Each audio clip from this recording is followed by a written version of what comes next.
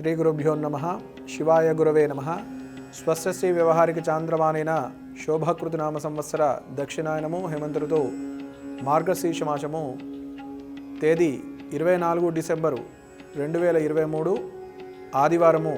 సూర్యోదయము 6 గంటల 43 నిమిషాలు, సూర్యాస్తమయము 5 గంటల 47 నిమిషాలు, తిథి శుద్ధ ద్వాదశి ఉదయము 6 గంటల 35 నిమిషాల వరకు, తదుపరి త్రయోదశి మరుసటి రోజు ఉదయం 5 గంటల 31 నిమిషముల వరకు, నక్షత్రము కృతికా నక్షత్రము రాత్రి 9 గంటల 45 నిమిషముల వరకు, యోగము సిద్ధయోగము, కర్ణము సాధ్యకర్ణము, కౌలవ కర్ణము ఉదయం 6 గంటల 6 నిమిషముల వరకు, తదుపరి తైతుల కర్ణము, రాహుకాలము సాయంత్రం 4 గంటల 30 నిమిషాల నుంచి 6 గంటల వరకు, గుళికా కాలము మధ్యాహ్నము 3 గంటల నుంచి 4:30 గంటల వరకు, యమగండ కాలము మధ్యాహ్నము 12 గంటల నుంచి 1:30 నిమిషముల వరకు, వర్జ్యము ఉదయం 9 గంటల 59 నిమిషాల నుంచి 11 గంటల 31 నిమిషముల వరకు, దుర్ముహూర్తము సాయంత్రము 4 గంటల 5 నిమిషాల నుంచి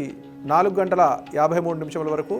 ఈరోజు గ్రహ సంచారము, గ్రహ ఫలితాలు ఎలా ఉన్నాయి, రాశుల వారికి రాశి ఫలితాలు చూద్దాము. ఈరోజు మేషరాశి వారికి ఉన్నత కాలంగా చెప్పొచ్చు. చేసుకున్న పనులన్నీ కూడా సజావుగా ప్రణాళికాబద్ధంగా చేసుకున్నట్లే పూర్తి అవుతాయి. వృషభ రాశి వారికి గురు అనుగ్రహం వలన కొన్ని ఇబ్బందులు ఉన్నప్పటికీ వాటి నుంచి వారు తెలివితోటి లేదా ఒక ఉపాయంతో బయటపడతారు. మిథున రాశి వారు వ్యాపార లావాదేవీలు కానీ ఉద్యోగంలో కానీ సరి అయిన నిర్ణయాలతో మీ యొక్క నైపుణ్యాన్ని చూపించుకోగలుగుతారు. కర్కాటక రాశి వారు మీరు ఆత్మస్థైర్యంతో దారిని ఏర్పరచుకొని మీ యొక్క కార్యక్రమాలు కార్యాచరణ నిర్వహించడం జరుగుతుంది. సింహరాశి వారు ఈరోజు మీకు అంతా అనుకూలంగా ఉంది. కన్యా రాశి వారు మీరు ఏదైతే పనులు చేద్దామని గతంలో అనుకుంటూ ఉన్నారో ఆ పనులని ఒక కార్యాచరణ చేసినట్లయితే ఉత్తమమైంది. తులారాశి వారు మీరు ఏవైతే పనులు చేద్దామనుకుంటున్నారో, ఏదైతే కార్యక్రమాన్ని మీరు చేద్దాము లేదా కార్యాచరణ ఇతరుల మీద ఆధారపడి ఉన్నారో వారి నుంచి సరి అయిన ఆలోచన కానీ సరైన సహకారం కానీ మీకు అందదు. మీ స్వంతంగా చేసుకున్న పనులు మాత్రమే మీరు చేయగలుగుతారు.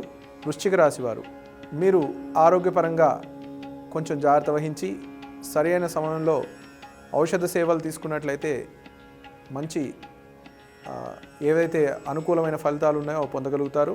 ధనస్సు రాశి వారు మీరు గత కొద్ది రోజులుగా పడుతున్న ఇబ్బందులు కానీ లేదా సమస్యలు కానీ వాటికి ఒక పరిష్కారం కనబడుతూ ఉంటుంది.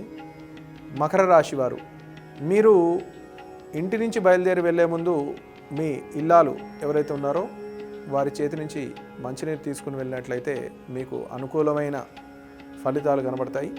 కుంభరాశి వారు మీరు ఏవైతే శని ప్రభావం వల్ల కొన్ని ఇబ్బందులు పడుతూ ఉన్నారో వాటికి ఒక ఉపశమనం అనేది దొరకడం జరుగుతుంది.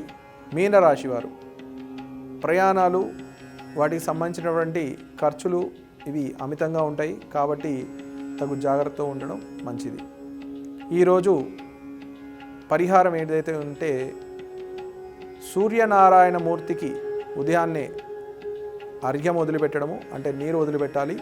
దోసితో నీళ్లు తీసుకుని సూర్యుడికి ఎదురుగా నుంచి ఓం సూర్యాయ నమః అనే మంత్రం చదవచ్చు. లేదా సూర్యుడికి సంబంధించిన 12 నామాలు ఉంటాయి, ఆ నామాల్ని మననం చేసుకుని సూర్యుడికి అర్ఘ్యం ఇస్తే మంచిది.